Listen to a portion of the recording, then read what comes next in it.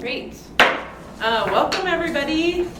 Calling the meeting to order. We've got a great showing here today and on Zoom. And Pastor May's on his way. He should be here any second. And actually, it's his turn to lead the meeting. So when he gets here, I'll probably hand it off to him. And I'm also hoping to do more of the taking notes today because we've got a few different documents we need to look at together. So let's first do a quick round of introductions, and I'll just start here in the room, and then we'll go to the folks on Zoom. Let's see. Would you like to start, sir? You want to introduce yourself? And when you do, just press the button on the mic. Oops, which I haven't done. They don't seem to be working. Try it. Really, man. There's a little switch on the back that you might have to just turn on. That one I have got to. Should have got to it.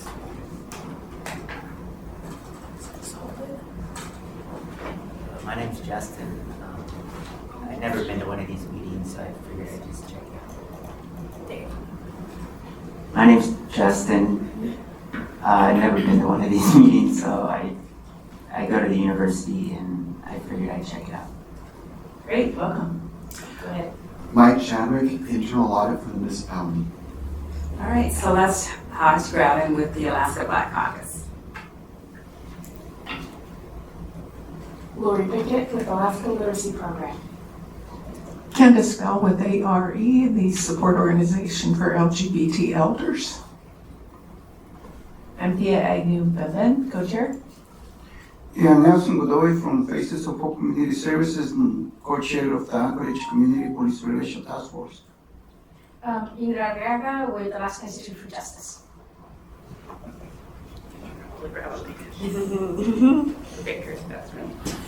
Hey, I'm Allie Hartman. I'm the communications coordinator for the Anchorage Assembly. Good to be here.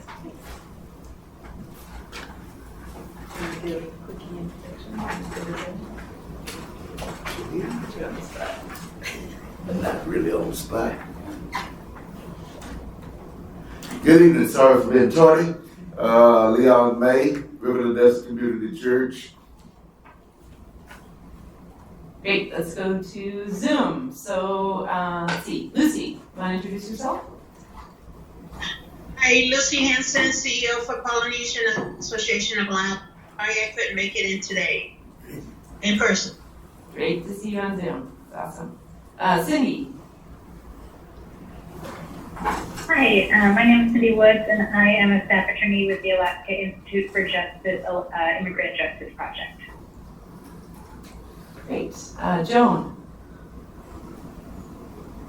Hey everyone, Joan Ryan with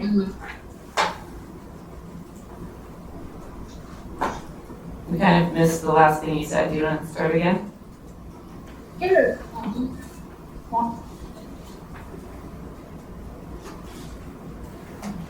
Wait, hear me? You're kind of in and out, Joan. No.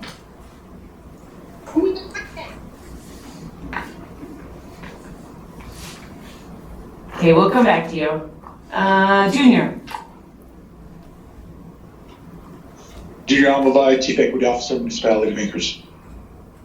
Great, thanks for being here. Panna. Panna, sorry. Hannah Lynch Jerusi, community member. Great, and Teresa? Teresa Holt, AARP Alaska, representing seniors. Great, and Joan, is your sound any better? Can you hear me now? Yep, much better. Okay, I'm Joan Ryan, Board President of Alaska's OF. Great. Anyone else online who's doesn't introduce themselves yet? And Jasmine, you want to introduce yourself? Jasmine Akers, records clerk and staff to the committee.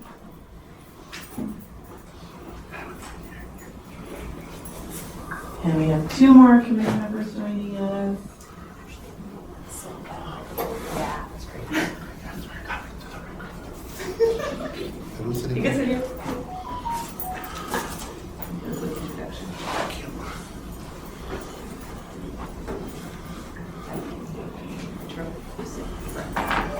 Taffy Tolia for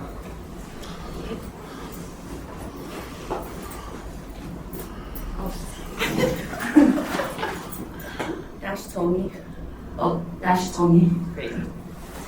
Okay, great showing tonight. So I'm gonna hand it over, Pastor Major, leading tonight, right? And I'll write these notes. Since we're walking back and forth. We are. Remember? You like. Alrighty, since we completed our, thank you so much, Ms. Thea. Since we've completed our welcome and introductions and all of that, we have unfinished business on the agenda. And topping that off is language access audit scope. And we have Mr. Michael Chadwick, who is here as the Director of Internal Audit in the municipality of Anchorage. And he's here to answer questions and or give information. Mr. Chadwick. All right, thank you for inviting me here today. My name is Mike Chadwick. I am the Director of Internal Audit for the municipality of Anchorage. And I thought I'd come here today to describe to you a little bit about how this audit came about, a little bit about our process and timing and the things that we do. So this audit, that at near the end of every year, we send out a request for audits. We send that to members of the assembly and directors and the mayor's office, and we get those requests back, and we look them over, and we determine what we'll put on our audit program, our audit plan for the following year. Well, this year, we received a request from Mr. Felix Rivera to do an audit of the language access program. Now, this is an audit that we've never done this before. So it'll be new for us, and it'll be new for everybody involved. This year, we have about 20 audits to complete on our 2023 audit plan, in addition to other special studies. This audit, some of you may be wondering, well, when will it take place? Today?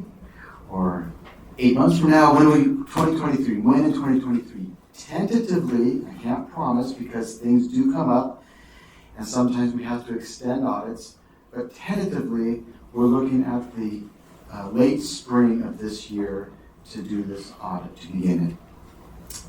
Let me just explain to you a little bit about how the audit process works. We divide the process into 3 phases. One is called preliminary survey, where we learn about the program, learn about laws, regulations, we interview people, just get an understanding of what is this program about. Then we take what we've learned and we decide, well, we're going to focus on these different areas. After talking with people, after looking at other reports from other entities, looking at the laws, regulations, policies, and procedures, we say in field work, given our resources and given our time constraints, this is what we'll focus in on. After we do that, we then write the report. Now, in this audit of the language access program, I wrote down some things that we might consider looking at. Like I said, I'm not terribly familiar with the program, but here's some things that I thought about. We would want to get an understanding of the priority languages where individuals have limited English proficiency and they need assistance, such as those who may speak Korean, Hmong, Spanish, Tagalog, Pacific Island languages, and other languages. Those are just some of the languages that came to my mind. Are we complying with the Municipal Policy and Procedure 16-6, which is called the Language Access Policy? Do designated departments have a department language access representative? Do frontline departments have a language access plan? What kind of training is provided? What type of analysis has been completed to determine the level of need for language services? Do departments collect data on the residents that they serve? Does the municipality's practices align with efforts identifying ineffective programs? How are language services accessed? Can municipal employees who fluently speak a foreign language be better utilized? So these are just some of the thoughts that came to mind as I was thinking about the program. Now hopefully I've answered some of your questions. I'm open up to any questions that you may have or any concerns that you think that I should be aware of. Go ahead. You mentioned policy 16-6. What's the date of that policy? How old is it? Just curious. I believe I have that right here, actually.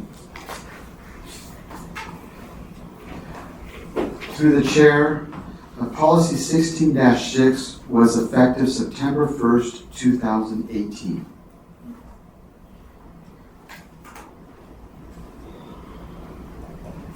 Andrew, I'm looking at you. Do you want to go? Right. Sure. My name is Indra Braga with the Alaska Institute for Justice, and language access is something that we do all the time and work with different organizations to do this. So if there's anything you need, any guidance, any examples, or have any questions on certain key processes, please feel free to let us know. One question that I have is, one thing that we're seeing is that, language access plans that were pre-COVID and post-COVID, the world looks very different. So I would definitely encourage you to take that into consideration. And also the new data, with the new census, which is also 2020, not 2018, as well as the new Section 203 determinations, which come out every 5 years. The last one was in 2020. So there are a lot of variables that I think have shifted a little bit. So I would just, put that on your plate a little bit. Through the chair, thank you very much for those I still have a question. Sure. Great, sorry. In 1 second. During our preliminary survey, we interviewed various people, and it sounds like you might be someone we want to talk to. So thank you. Okay, my question is, you're talking about language barrier, language and all those things, right? My personal opinion is a community service agent. It is kind of hard, you mention all these programs that you try to implement by the municipality, because this kind of projects has been trying before. But you see, part of the problem is the municipality is not quite equipped, with people who can serve and do those programs effectively. Because you see, the main thing is, it doesn't matter what you try to do, but if you don't have the right people working for the municipality, those things is not gonna happen. Because you see, there is people out there that they are part of the ghost system because they don't have papers, or the immigration status, is not right. So it's kind of hard, to try to get all those people to come into a board, to these programs. So I don't know how you guys pretend to handle those things, but to be honest with you, good luck, with that, because municipality make too many promises and they need to comply with anything that they try to do.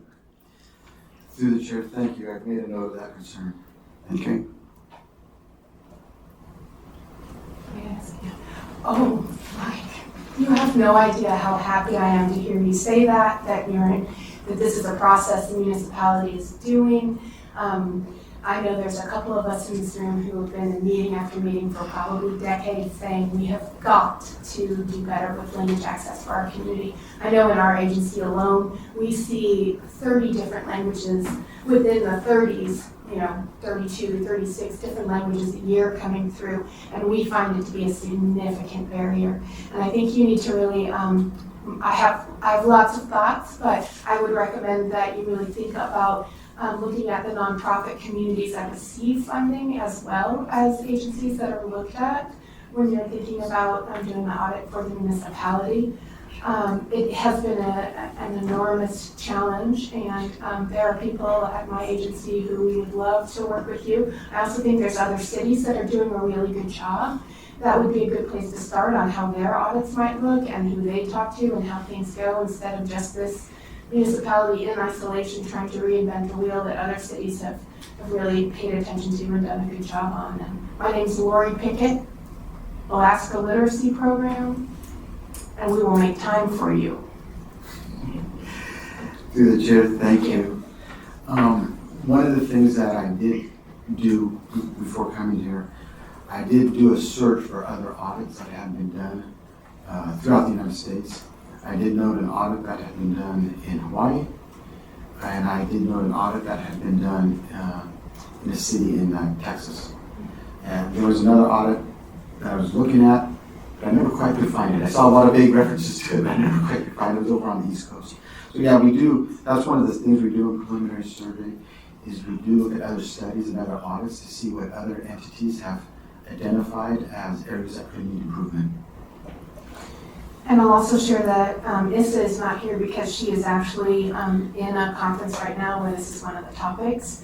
And Indra, I would say, is one of the foremost experts in the room who you would have access to. And I would encourage you to look outside the United States as well to places like Toronto and New Zealand. There are other communities, Indra, you probably know, that have done a really, there's some specific other communities outside the United States you can think of. Not outside of the ones that you mentioned, but I also do want to mention DOJ has some really good resources, for benchmarking language access needs. We model a lot of our assessments on those because, as a lot of us know, it's a federal law as well, right? So all these nonprofits and agencies who are receiving federal funds have to comply with language access. So it's a way of sort of seeing the models that is being applied nationwide. Thank you. Those are some great resources. Thank you. I'd love it if the audit contained like lived experience stories in it as well, from what people have experienced within this community and what those barriers actually look like. So like a real, not a real number hard audit, but like a real community-based and hearing from the people in their own words would be awesome. If it was in multiple languages, the audit itself, like I could go on and on, or you could just call me for coffee. Yeah, and I'm sure you could. We had about 10 minutes. We had about 10 minutes allotted for this. We have a full schedule. We have 2 minutes for this, one of my favorite topics. We had 10 minutes. 10 minutes. I think we just hit the 10-minute mark. I'll just make one last comment here. I'm grabbing a card for you. And we have a full slate. But I did have a question going forward, and that is this. My assumption is that language access audit is to audit the specific committees or entities of the municipality to see how language accessible they are. Is that incorrect? That, through the chair, that's correct. We're looking at municipal departments and how the language access program has been implemented in the municipality with the municipal departments and how access for services is enhanced through the language. Yeah. Okay, and just FYI, we're a little bit informal in here, and you don't have to through the chair every time you get ready to speak in this particular meeting. And you said you had some final commentary. Oh, I was just going to follow up on Ms. Pickett's comments. Right before I came down here, I was talking to one of my auditors, and I said, we should start the report out in a foreign language and say, if you can't read this, this is the problem. This is the problem that some other people have in accessing things. Because anyway, we're thinking of something similar to those lines when you said that. But thank you for letting me come today. I'm sure we'll be reaching out to some of you. Thank you for the card. And when we begin this audit. Pastor May, Yeah. I just want to add one comment, if I may. Pastor, sorry. You mentioned inside the municipal workforce is what you're focused on, but I would ask if there's any way to also focus on the communities that utilize the services within the municipal workforce. I worked here for over 20-something years, retired here, and I am so amazed that this is being brought forward. It's huge, and I thank Felix for bringing it to you and looking forward to the outcome. Thanks. Thank you. Through the chair, that's something we certainly can consider as we do this audit. Like I said, nothing's fixed in stone right now. So, thank you. Well, thank you again, Mr. Chadwick, for being available and coming to share with us. Thank you on behalf of this. All righty, we'll move to the second item. It's the letter to the editor related to SNAP benefits. And there's a draft on the screen, and it was sent out to everybody to review the draft, and we can motion to adopt it and send it to the editor if that's the wishes of the committee. And so it's listed. If there's any editing that's necessary that in your purviews that you guys noted and noticed, something that needs attention, we can address it and it can be edited while it's up and on the screen. So does anyone have any input for the template? I have one edit to suggest. I just think we could say, it's probably like the fourth or fifth sentence, the backlog of more than 4 months has left families in dire financial straits, and I think we could put a period right there and delete the second half of that's just a little awkward. So it would look like that. Just say the backlog of more than 4 months has left families in dire financial straits. Okay. I think that would be significant and enough. I did have one for that line as well. Okay. That was extended a little bit further, but that sounds good to me. I said that backlog of more than 4 months has left families in dire financial straits from not receiving benefits they are entitled to. Yeah, something like That that. would make it clear. Yes. That would clarify Thank the you. statement. Yes. Yeah, that's fine. financial straits from not receiving benefits. I'm good with that. I think my suggestion would be it's not entitled, but more that they are eligible. Oh, that's nice. Yeah, Right, because that's why people have access to it, because they're eligible to it. Okay. Can I say something about that?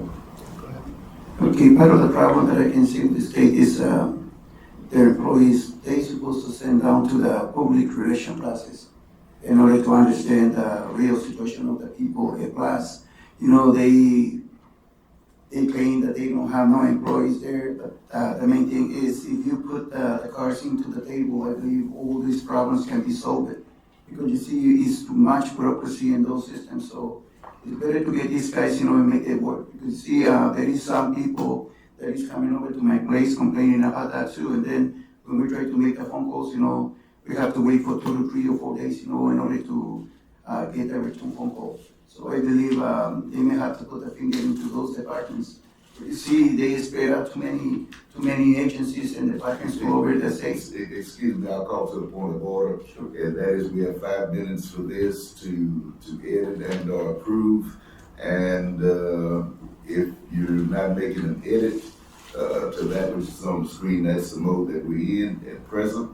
And that's one point of order. Second point of order, Mr. Nelson, is that there is a procedure for being added to this committee. And that's my personal opinion. It's sir? That's my personal opinion. Yeah, to be added to this meeting, and so that hasn't happened yet, and so, yeah, we move forward with that. All righty, there's one other thing I had. I put an S on more than 66% of participants are families with children, and more than 30% are families with members. Okay, I made that one too. All righty. And so the line that we've corrected and edited is that the backlog of more than 4 months has left families in dire financial straits from not receiving benefits that they have applied for. Or are eligible. Are eligible for. Sorry, yeah. Okay, we'll do eligible. All right, does anyone have anything else to add? Yes, ma'am. I was just hoping there might be like a number 5 that was to get additional funds immediately into the hands of maybe food banks or community-based organizations so that they can provide some assistance and relief immediately. A lot of these actions will take time. There's a nice call I like to the community on what they can do. But there are people that have gone 4 months, 5 months without getting their assistance. I know many of you have done food banks and stuff, so I don't know what I didn't write out the wording exactly. How about this? Number 5, extend emergency funding to food banks and local organizations to provide immediate relief to families. Sure. Immediate food relief? Yeah. Just relief. Okay. Is everyone okay with that? Okay, sounds good. I thought I was done. I had a couple of, I'm looking number 2, where it says permanently stop unnecessarily verifying housing, utility, and dependent care costs. That word unnecessarily caused me a little pause, And the reason being is who determines what's necessary and unnecessary as it relates to verifications. And so that's just a thought that I had. Unnecessarily verified housing utility dependent care costs. If that's can be connected to number 4, then that would streamline. Number 4 is reduce the number of interviews required and eliminate recertification interviews. Well, if we're suggesting recertification periods in number 3, to be 24 months for elderly and disabled and 12 months for all other households, I would assume that they would think that a process of recertification of some sort, the interview otherwise, would be necessary. But my thought would be to reduce the number of interviews required, except for recertification, and streamline the process with a simple questionnaire. Yes, ma'am. I'd just like to speak on that. I know that ISSA has looked at, and I've read some things, that these are some really specific changes that are kind of already in the works. And it means something really specific here about the interviews that are happening. For some, it's very specific for the process for how people are getting their benefits that this matches. And so what you're talking about doing kind of mixes that up. And I'm not speaking as clearly as I like, but there's been a big push within the community working with benefits to change the way they do these recertification interviews. They're burdensome, they take time, and they're for people who things haven't changed, like seniors and stuff like that. So I wouldn't recommend making that change based on what I know ISSA used to build this letter. Okay, and that's what I was alluding to, the process for recertification being streamlined, and I think that's what you were speaking of. Yeah. Same. But anyway, okay, we'll leave it as is from my vantage point. Anyone else has anything that you'd like to address? Pastor May, I think you bring up a good point, though, and I'll just be brief, but unnecessarily verifying that nobody has any clue what unnecessarily means. But I can guess. So it's fine the way that it is, so we can just get it in an op-ed or something. Yeah, because I'm kind of thinking that what happens is during the course of the period that they're on the funds, they're getting these either letter or phone calls or whatever asking for continued verification of the need for it and that kind of thing. And that may be what that refers to. I'm not clear on it, and that's why I raised the flag. But anyway, I would say it's probably stop extensive. I think that's what it is. It's like it takes forever to verify those things. You know, when it comes to housing and utility, and because like it takes forever to verify those. And so, but that's why the terminology is unnecessary, because like they've already provided you with like, this is my bill and this is what I'm paying for rent. So what is the verification that's extensive? It's the extension of that, like taking forever to get the. So if I was to change the verbiage, I would say permanently stop the extensive verification of housing and all those things. Right, not the unnecessary, it's the extensive. And it's a time frame kind of thing because it takes forever. And I believe part of the problem, they misplace the documents too, sometimes they create problems. In the interest of time, maybe we just leave it as is, since I think Lori's sharing that ISSA's probably worked that language over a little bit, and anyway, or did you want to do? Well, I think if we change it to extensive, that would clarify a bit. Since it is an editorial and it's going to be read by an extensive number of people, no doubt, I think extensive would clarify it a little better than unnecessarily. Mm-hmm. Is there a comment in the chat? Let me see. Should we include Through the children? chairs, yes. Sonia wrote, should we include children in number 4 if further humanizes the need? This is Sonia. I thought putting children in there, because the term family takes on many definitions, and you could be two adult person family, right? And so I thought including the term children does further humanize the immediacy and the need. In which statement, Sonia?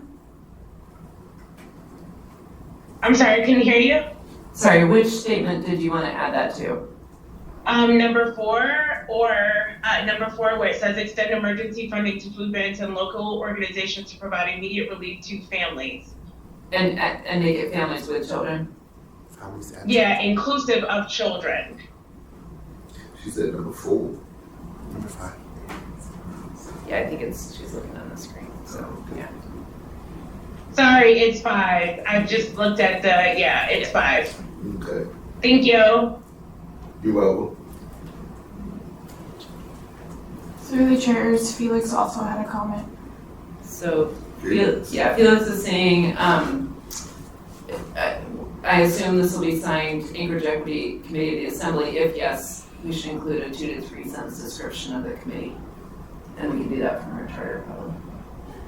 Okay. I'm in agreement with that. We can add the description from the charter and submit if we get vote to do so, motion to do so. Anyone want to make a motion to submit this with corrections, necessary corrections to the editor? I move. And I'll second. All right, moved in second. For that, all in favor, aye? Aye. Opposers, like sign.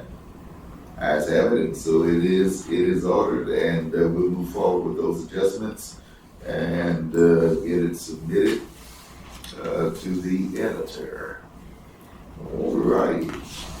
We'll move to number 3, review committee charter. We open for a 3-month review of our charter. That time is upon us, and if anyone has anything that you would like to address relative to our charter, this is the time to do that.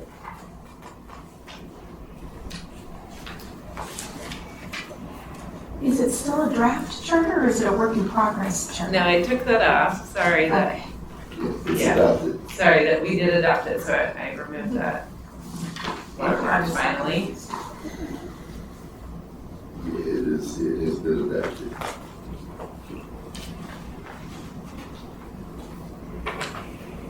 And I think these kind of, I guess we've received them on numerous occasions, and it did go out ahead of time, so I'm hopeful that maybe we've perused it and thought about what might need to be looked at. Yes, ma'am. I had just one small thing. On the bottom of page 3, we talk about crisis now. Well, in a minute, we're going to talk about our annual plan. We didn't actually identify crisis now on our annual plan. And that was something we talked about in 2022. So, not to say that we're not interested, but I wondered if maybe we should strike that out for now, because maybe it's a little dated. I mean, that section says for 2022, we've identified this focus. And so I wondered if we maybe should just delete that, for our kind of permanent document. We can always bring it in as part of our annual plan if we want to.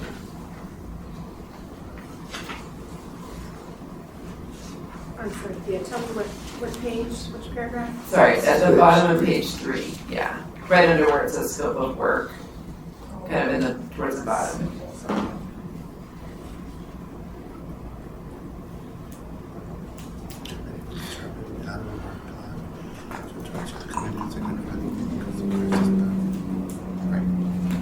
Yeah, so I was just suggesting after where it says annual work plan each year, we just delete the rest of that page, basically. That's what I was about to recommend. Yeah, just delete the rest of it after the committee will determine the annual work plan for each year, and then delete all of the rest of that. I agree with that. There's nothing else that's actually focused on like crisis now. It's more general. Right. That is something as my esteemed co-chair stated that we could add into our annual plan at any point. So that works for me. Anyone else on that? Through the chairs, Assemblymember Rivera has his hand up. Yes. Thank you, co-chairs. So I had a addition that I've talked about in the past. I don't know if you all want to consider including it, which is regarding the quorum issue. This charter currently doesn't define quorum, and I would think that perhaps this committee would want to. I can see sort of both sides to it, but my concern is that two people in a meeting speak for the entire Anchorage Equity Committee, and so perhaps you want to consider quorum. I don't have any language prepared, but that's something maybe to put on the radar for a future change to the charter. Thanks.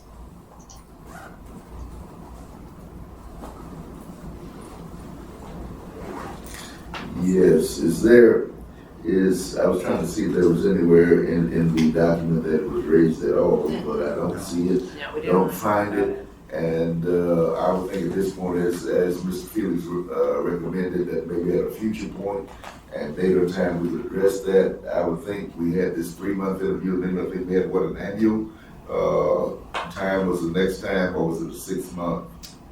6 months. 6 months, so 3 months from now, we'll be able to look at it again, and hopefully, my recommendation would be that we prepare something to present to the committee relative to quorum and deal with it at that particular point and make it and formalize it at that point if we so desire.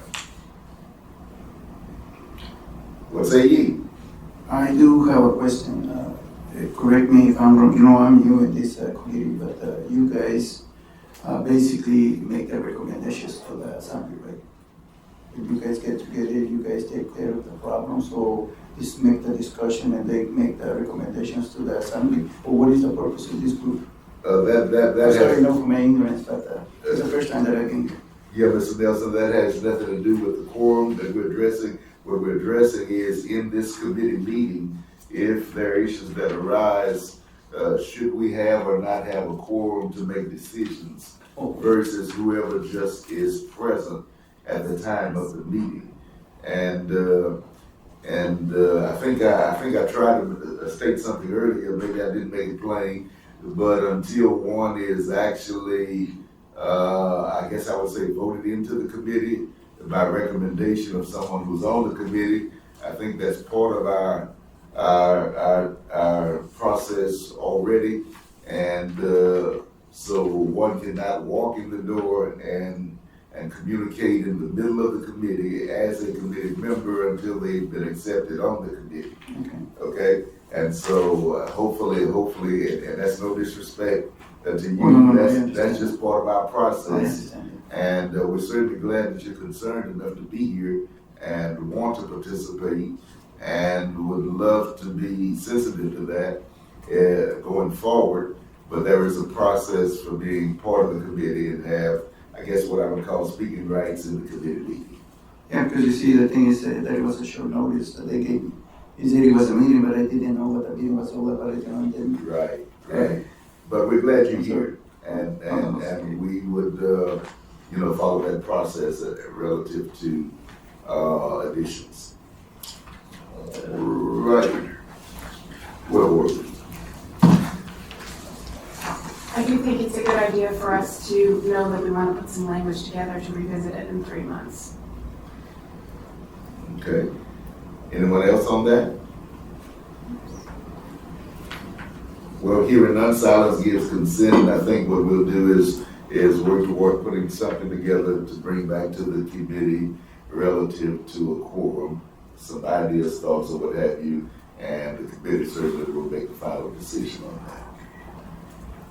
Thank you, Mr. Felix.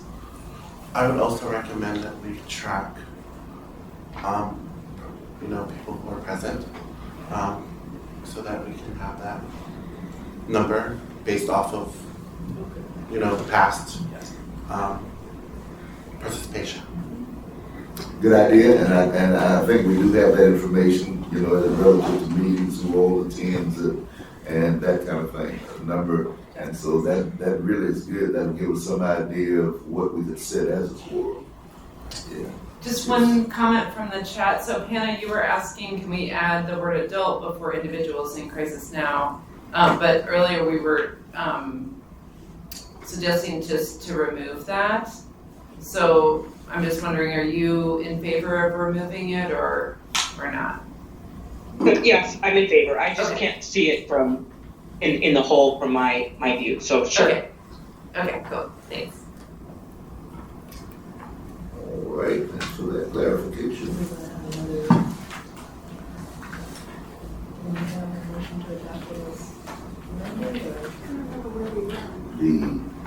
We'll go back to the charter.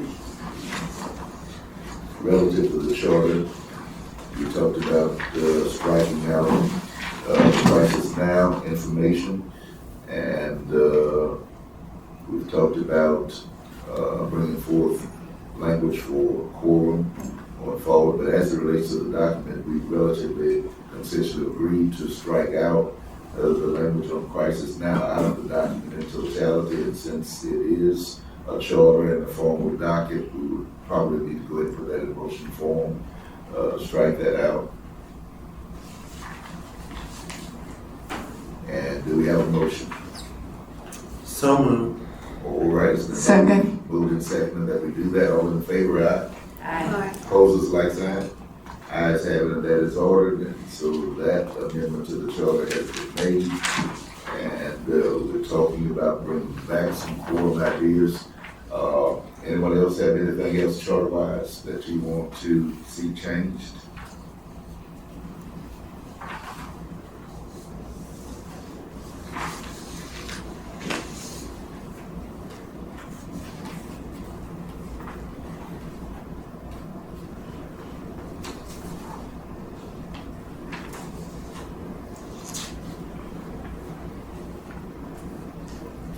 And just for a point of clarification and looking through it, and since Mr. Nelson is here as it relates to committee membership, and just to refresh each of us as we're moving forward, as it relates to membership, if we look down to the 1, 2, 3, 4.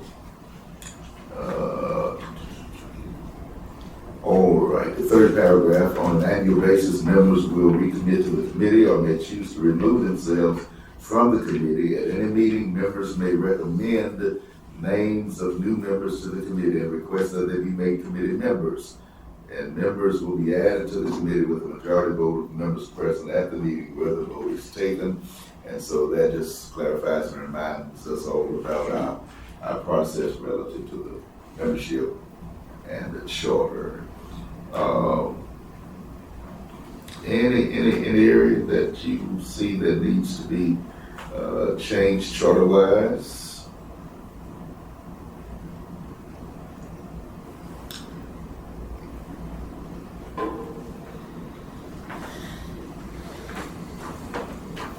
And I know we do have one area that just briefly I'm looking at as I'm perusing through is the honorary and member assistance area. And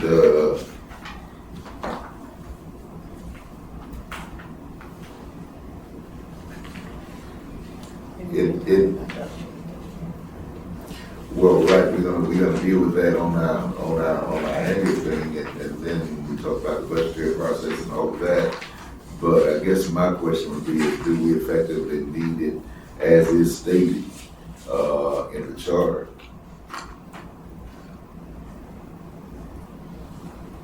Well, right now it just says may be available. I mean, right now it isn't available. In a future state, it could be available. I don't think it hurts to leave it in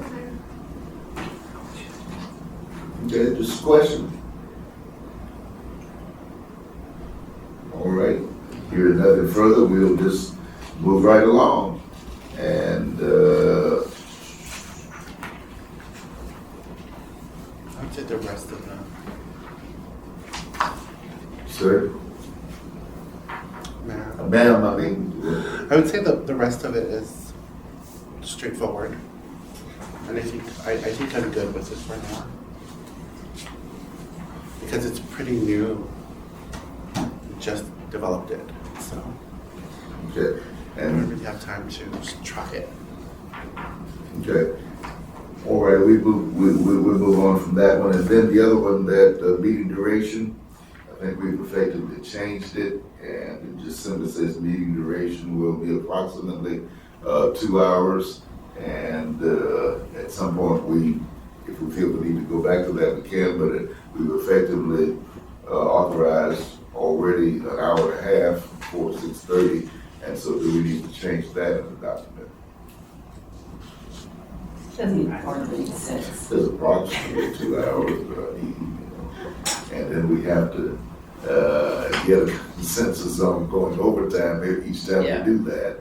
So I'm just saying, just a question. I think it's fine. I think we should really try our best to maintain or contain our meetings within that. An hour and a half is plenty for me. Okay, that's the last. You say that hour and a half is plenty for you, and we voted on an hour and a half, but I'm saying it's 2 hours, so do we need to look at it or just leave it with the approximation, since we voted for the change? Personally, I think we should leave everything as we've already shared, and if there are comments or thoughts from folks, that we can bring it up at our next 3-month review. And it's time to move on to the next subject, just my personal. All righty then, okay. So we're ready to leave as is in the next 3 months, and then I think after that it's an annual. It goes to annually after the next 3-month review. So after we have the next 3 months, and then it'll be the following year that we get to review it again. As is, including removing, for 2020, the committee has identified that section. Okay. Yeah, we just voted on that, right? Yeah, sorry, yeah. Is that? We already voted on this. We're Sorry. good. Remember that. Moving on. Okay. Yeah. All righty then. We'll move on from the chart of new business. And relative to new business, we have the Asian Pacific Islander, there's the American APIDA Heritage Month coming forth, I think around May. And Miss Allie Hartman is scheduled to speak to us relative to that. Through the chairs, she's online now. Yes. Hi, I'm on the phone. Can you hear me okay? We can hear you. Yes. Great. Let's see. So, the month of May is Asian American and Pacific Islander Heritage Month. And in a past life, I worked at the University of Alaska Anchorage and was a part of the UAA, that's YOUAA, Celebration Coalition, which was a group of people that worked on History and Heritage Month celebrations. This group is led by a couple of Asian American and Desi American women who renamed the university's AAPI Heritage Month celebration APIDA Heritage Month. So that is, oh man, I can't remember the exact abbreviation or Allie, it's on our But it agenda. is It's another- Asian Pacific Islander Desi American. APIDA. Yeah. Yeah, thank you. And so just because of that former history and recognizing that Asian American Pacific Islander AAPI does not necessarily fully encompass all of the identities that are celebrated in that Heritage Month, we thought that this could be a good opportunity to bring the month, as well as the topic of recognition resolutions to this group, and ensure that the resolutions that are passed by the Assembly actually reflect the preferences, the identities, and the celebrations of the community. And so I wonder, Felix, if you have anything to add. I'm just here to support and help draft the resolutions depending on what you all think of this conversation and how you'd like to move forward. Okay, Mr. Felix, you have anything for us? Yeah, I think the only thing I would add, Holly did a great job, was that this is an issue that was brought forward to me by leaders in the community, and we are going to be approaching the May fairly quickly. So wanted to bring this forward to the committee to see if there was any interest in having this discussion and how we might have this discussion. Thanks. All righty, thank you, Mr. Felix, and I think, and correct me if I'm mistaken, but I think my understanding of it is that it's to be brought forward to this committee to ascertain whether or not, as he just stated, the committee has any interest in dealing with the, I guess for lack of a better phraseology, lumping together of Asian Pacific Islanders and Desi Americans into a Heritage Month celebration versus having their facilitating in some way versus having their input to how they would like to see that celebration proceed. And so the question before the committee is this something that we want to undertake and be involved in? Somewhat of a communique that I received relative to that, and you can correct me and help me with that, is whether or not we want to be involved in some kind of way, first of all, and secondly, how recommended that be involved with UAA and ABU and roundtable discussions and all of that, in some way ascertaining how to help move that along. Is that something we wanted to be involved in? I can respond. Yes. Absolutely. Commentary, rationale. Well, maybe I could even suggest maybe a more pointed question of just like, is there a member or two of the committee that want to maybe be like a liaison on this topic, maybe? I have a question. This is Lucy. I have a question on the PETA from the UAA. I wanted to know how many Asian and Pacific Island community or representative in there, because I have a meeting coming up with Asian community and Pacific Islanders leaders next month on talking about the resolution for Asian and Pacific Island community. And so I reached out to UAA already and see if we can meet together, but I don't know where we come in as our community, our our group. Yeah. So how do we fit in to be a decision to make a resolution for community celebration as such? Yeah, thank you, Ms. Lucy, and I totally accept what you're stating and totally in line with that. Let me go back a minute and to Ms. Celeste. I was requesting, you said absolutely, and I was requesting a little bit of rationale behind your thinking on that may play into.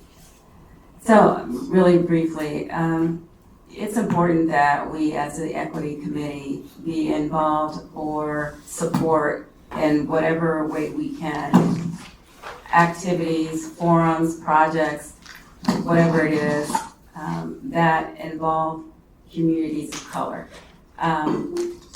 And so that's why I jumped up and said, yes, a resolution, which I think is a great idea, and it's not that difficult. We've seen a lot of them pass.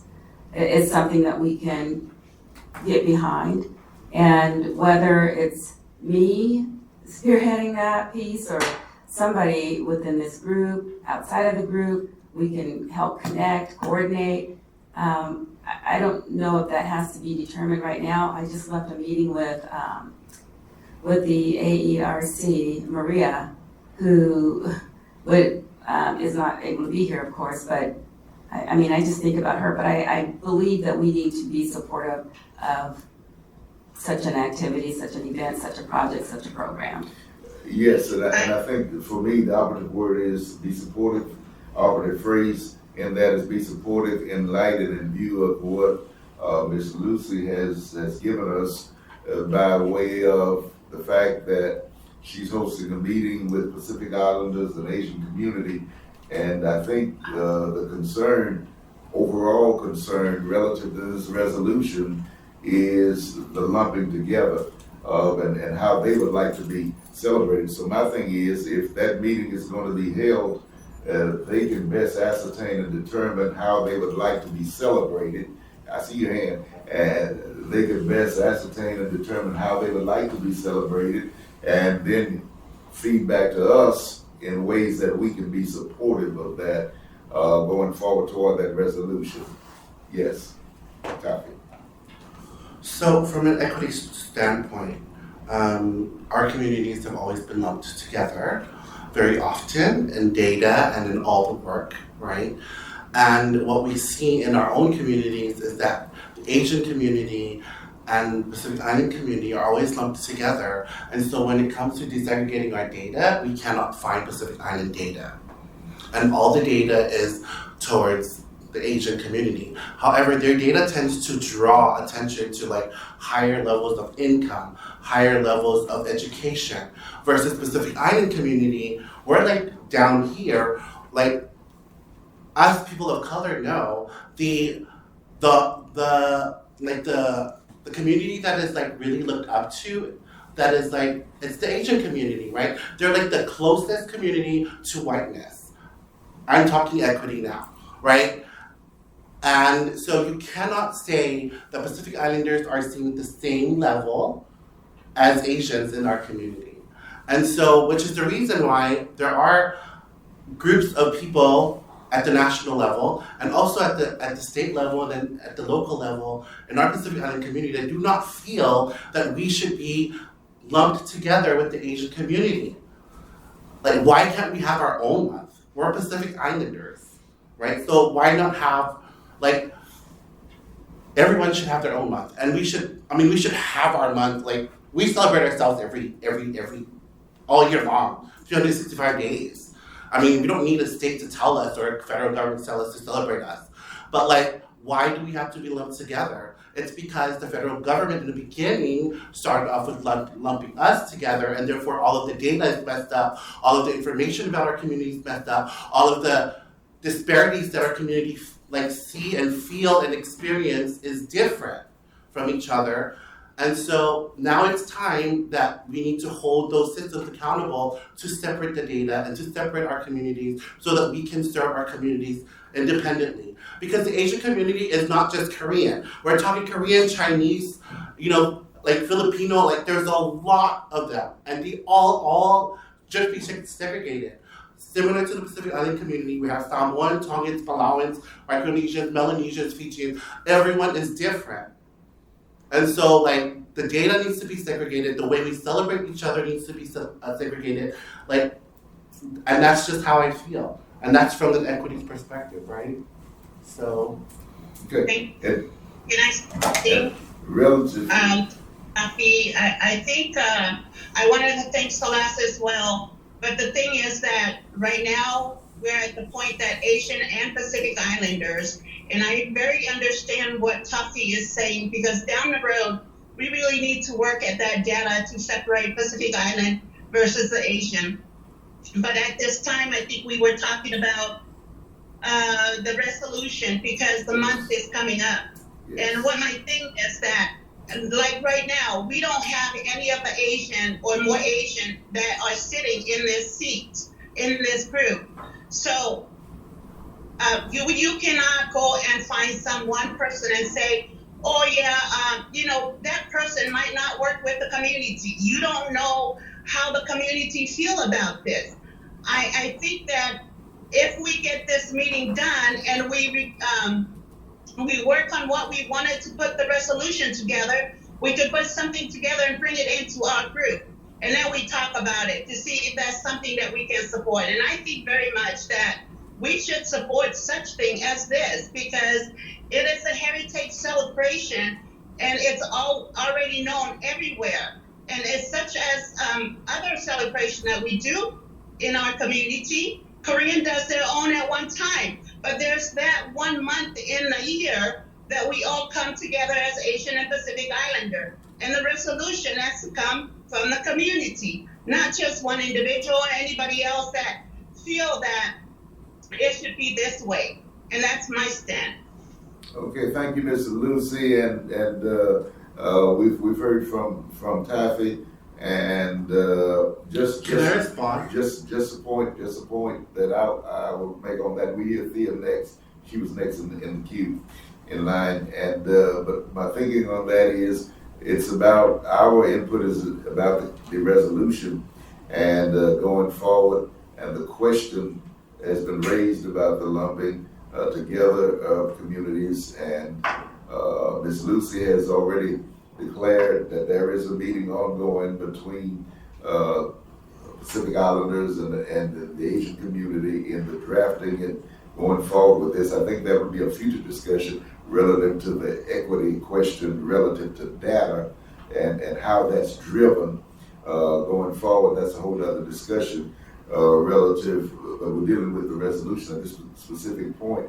And as I indicated, and as she alluded, as they're preparing the resolution and helping the Assembly get the resolution drafting together, then out of that, it can be brought back to this committee to see how we can be supported and or deal with that. Ms. Thea?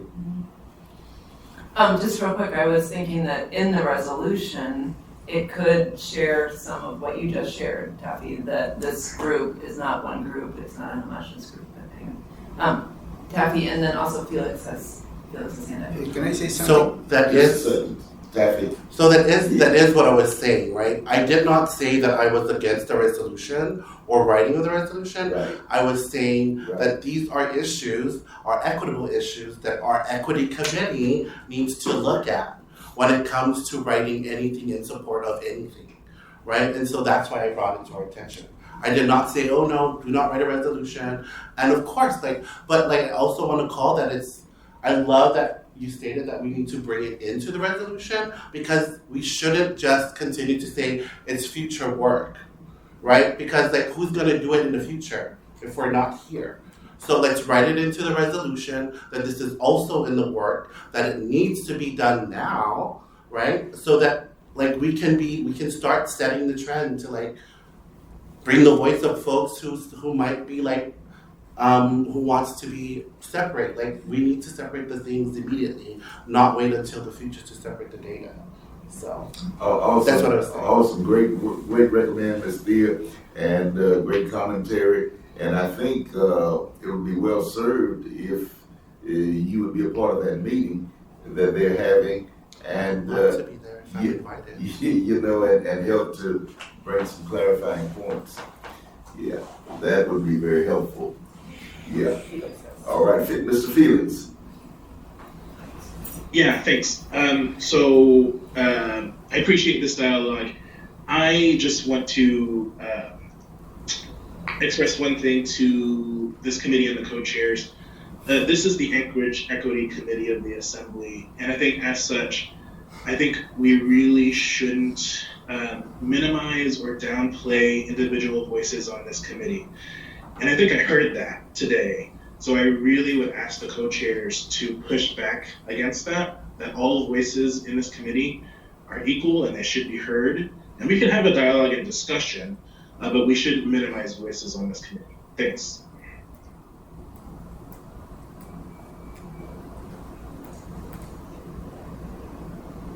May I please get in the queue? This is Allie. Yes.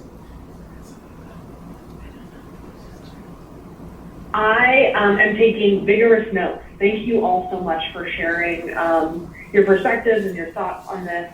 It sounds like because there is a community organized meeting on the books coming up, that could also be something, of course, that informs the resolution and also informs next steps.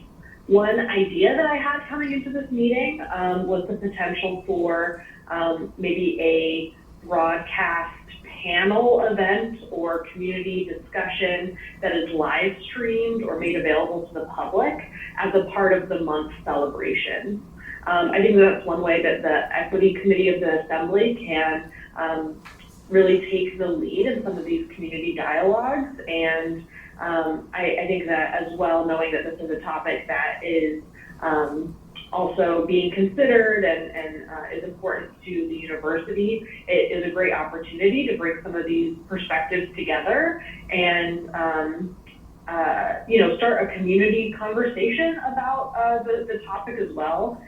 So I think that information could also be used in the resolution, that to show that the Assembly is continuing these conversations in the community and at the end of the day, that these resolutions are a reflection of the community and identities that are contained within it.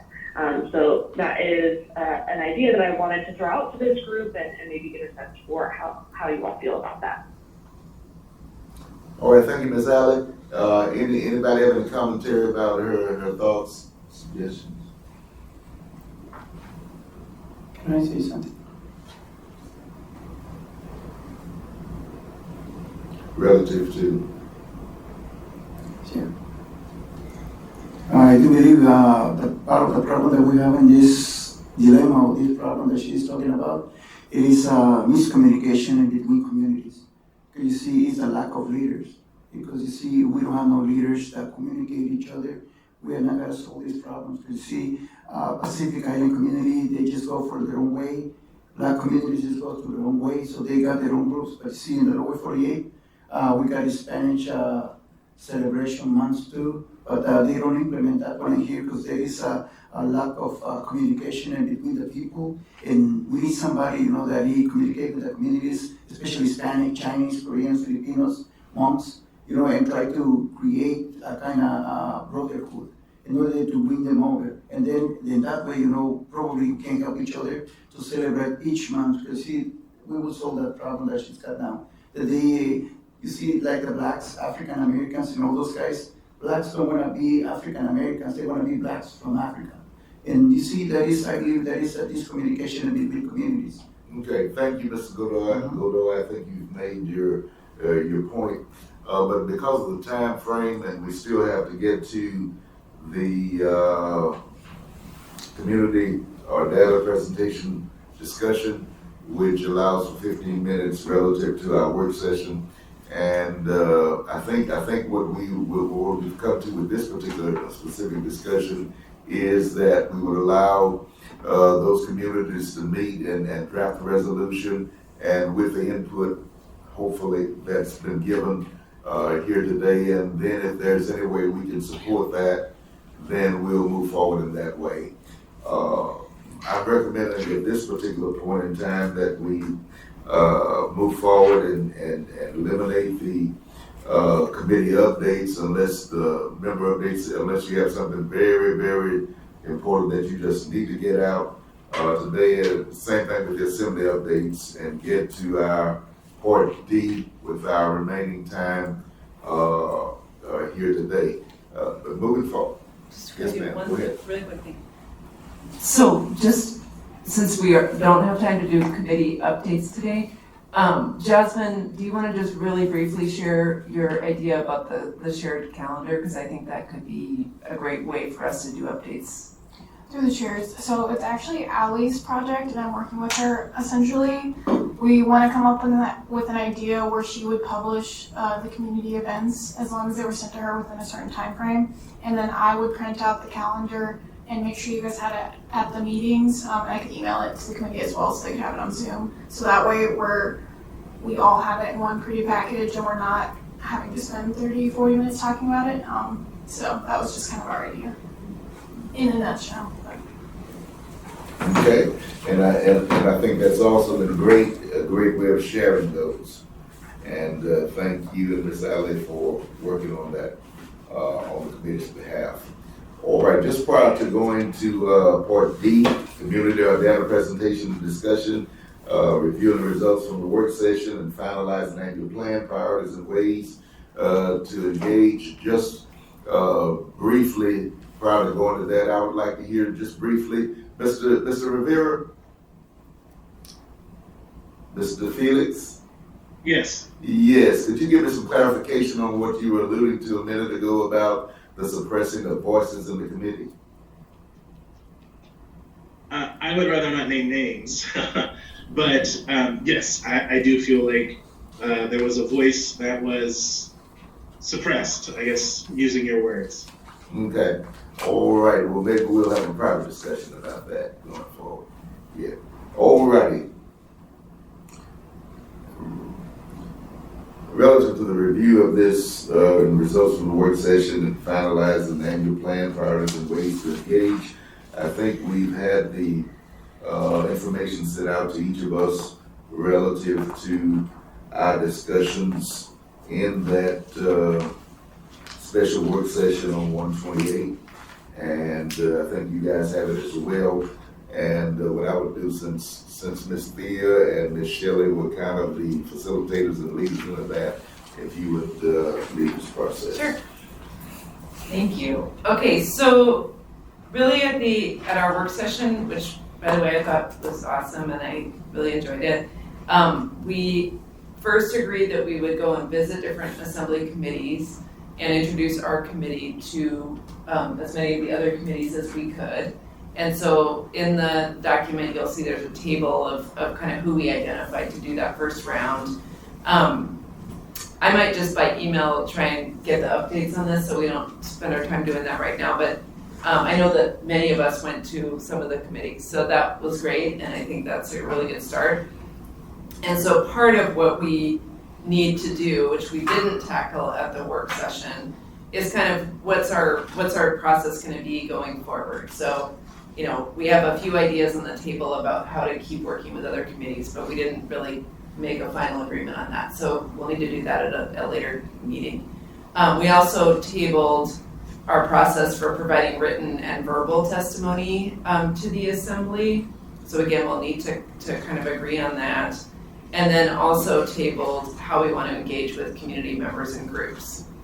But don't want you to think we didn't accomplish what we wanted to accomplish, because we did.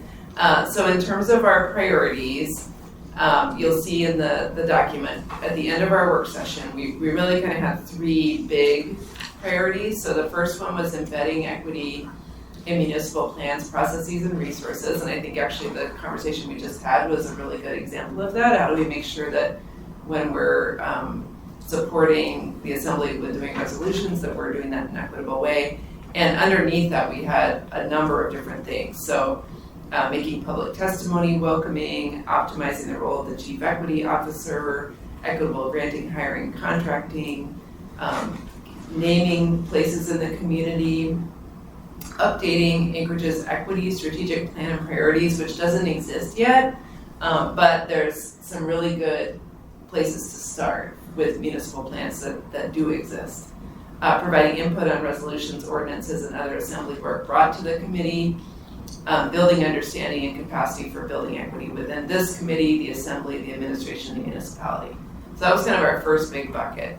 The second one was meeting basic needs. So under that, we have language access and digital access, access to healthcare. We did put Crisis Now under that bucket. Access and inclusion for people with disabilities, and that includes physical inclusion, housing and homelessness, food and basic income. Under that, we talked about living wages, especially for essential workers who are disproportionately BIPOC, and then public safety plan. And then under our third big bucket, we had equitable education and opportunities. So this is really focusing on closing the opportunity gap and creating equal opportunities by addressing inequitable access to early childhood, K through 12 education, post-secondary adult education, and other supports. And we talked multiple times about how we potentially could also work with the school board.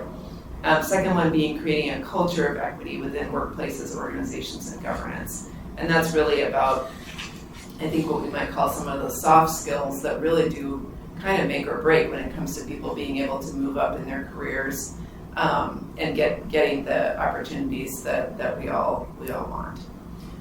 So that was kind of where we got to at the end of kind of what is our priorities.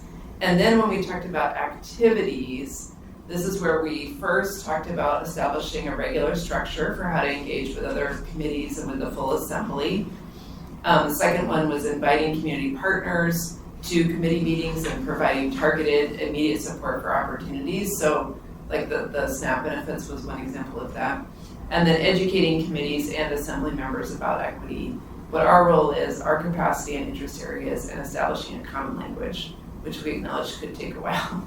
And then we had a bunch of other great ideas like making community data, just as Taffy's speaking about, making community data gathering and needs assessments equitable and representative, researching current policy on important topics like procurement and grants and identifying policy changes to build equity, and then designating time for specific projects like a public safety plan or engagement with the school board. So I guess in summary, I feel like we did good work. We created a gigantic mandate for ourselves, which we already knew. So it's probably narrowed down a little bit because it could be even bigger, right?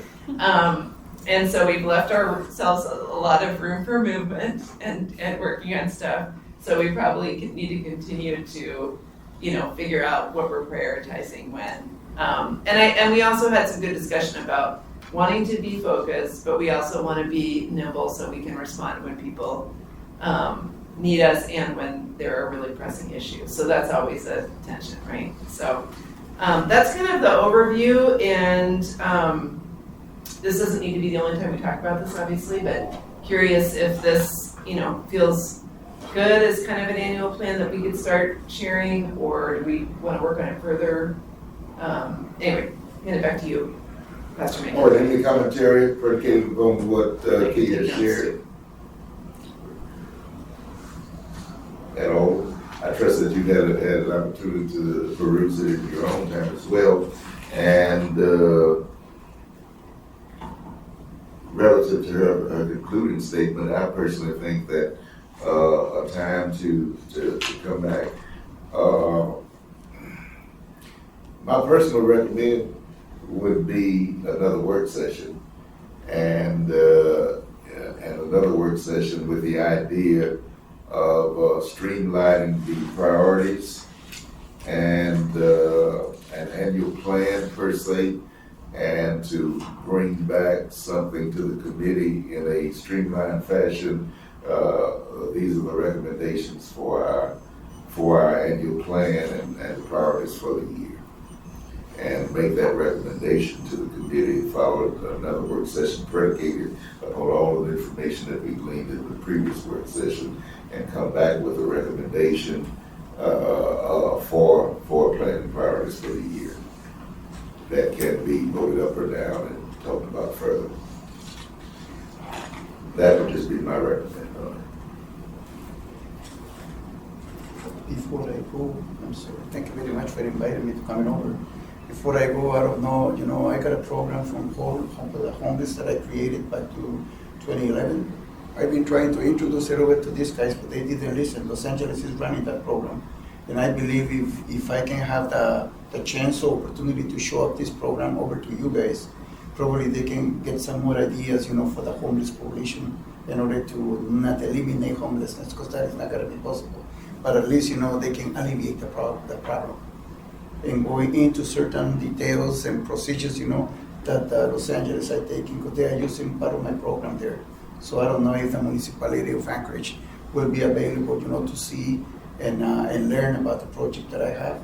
And then probably they can learn more from mistakes, that they are doing now. So if that is the chance that I can have from you guys, that it will be excellent. Okay, Mr. Godoy, and one of the things that we've stressed in this particular committee is the inviting of community leaders to bring in the data and do presentations relative to specific areas and the fields, and homelessness is one that we specifically are targeting. And so I'm thinking we could invite you in a future meeting to discuss your plan. And we see where it interfaces with the assembly and the municipality and how that could be pushed forward. We can do that. Sure. Okay. Because there has to be a lot of changes, especially in ordinances. Vagrancy doesn't exist in the United States, but in Wales and England, they still having that, not to penalize the poor for being poor, to make them to, just because they are homeless, they have to make them work like animals or whatever. But with one ordinance, like schools, when you see kids during the school time, the cops stop them and ask them what they're doing. Things like that, is coming over in my project. So if that would be an opportunity. And in a future meeting, we can do that, invite you in to make a presentation relative to the homeless situation. You got my number. I do. Sure. I have you in my phone. Okay, and thank you for inviting me. All right.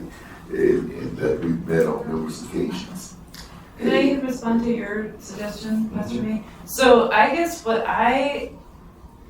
what we started doing between the work session now is meeting with other committee meetings, and I think part of what we wanted to do is find out what their priorities were, and also invite them to come here for maybe some more in-depth conversation, not just us introducing ourselves, but like, let's talk to the health policy and to the housing and homeless committee and kind of really learn more. So I think another work session would be cool, but I wonder if we could do it after we've had maybe in our next few committee meetings, we could actually invite some other committees. You had suggested that at the work session, and have them come, and we kind of dedicate some time to talking about what they're working on and how we can be involved. And then after we've done that with maybe some of the committees we think are most important, we then get together in a work session and kind of define our priorities from there, so that they're a little more informed by what the other committees are working on. And certainly I would not be in opposition to that in as much as the bringing of the other committees to our committee to ascertain what they're about and give a portion of ourselves in view of the light that was pretty much my recommendation. So I would not oppose that idea and thought at all. And so I think that would be apropos. And I think what I'm hearing you say is after doing that, then streamline a bit further relative to our plan, kind of thing, and I think that's apropos. I'm good with that. But the other side of that is, from my perspective, is I guess without solidifying the plan in advance, we already working the plan, and so that's kind of where we are. And so, but I'm agreeable to that. I'm amenable to that. Anybody have any commentary on it and doing it in that fashion? And we could invite another committee in one of our future meetings, assembly committee, and interface with them in as much as we've sent folk to their various committees. Some have gone to committees. We could interface with them and get some priority guides, perhaps from our interaction. Does that sound like a plan? Sound like a plan. All right, can we agree by consensus? Yeah, nay. Anybody online, in the chat or anywhere before I? Hannah's giving a thumbs up.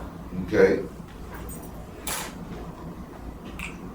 All right, so it sounds like we're all in agreement with that, and we're pretty much at our time factor, and so we'll move forward in that fashion and continue to work. Anyway, a plan is a working process, and so we'll work it that way.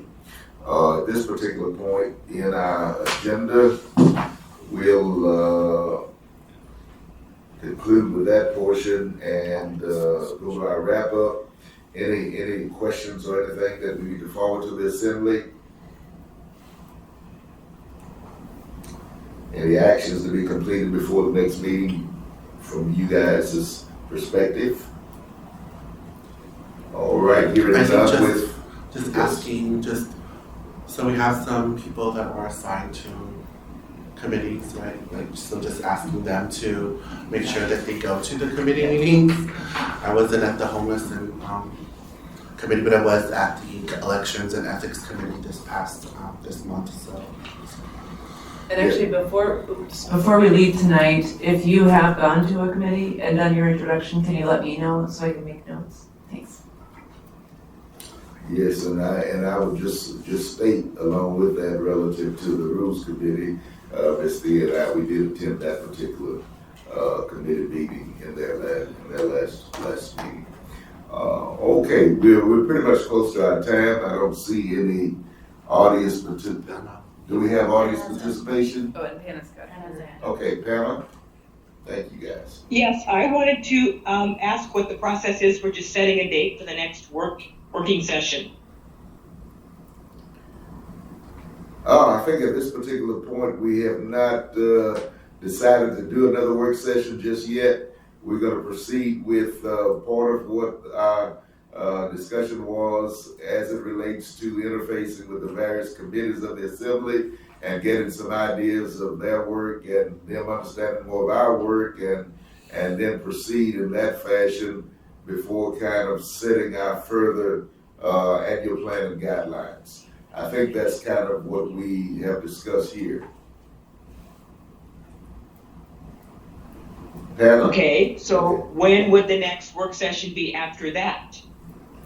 Okay, we hadn't talked about another work session, I guess that's what I'm saying. And so I guess I'm understanding that you're probably alluding to having another work session. Am I correct? I think it would be a great idea. It was productive the last time. Right. And pushing it too far out, we sort of lose sight of our steam. So all I'm asking is, what is the process for just setting a date to have another work session? I can make a proposal. Go ahead. How about we spend the next, where are we now? February, March, April, May. How about we spend the next 3 committee meetings inviting other committees here, and then in June, when we also need to do our charter review, we schedule a work session in June. Okay. All right, and you were talking about the process. The process is somebody bringing it to the table, much as you've done already, and so that kind of is the process for it. And so, is everybody okay with having another work session sometime around June?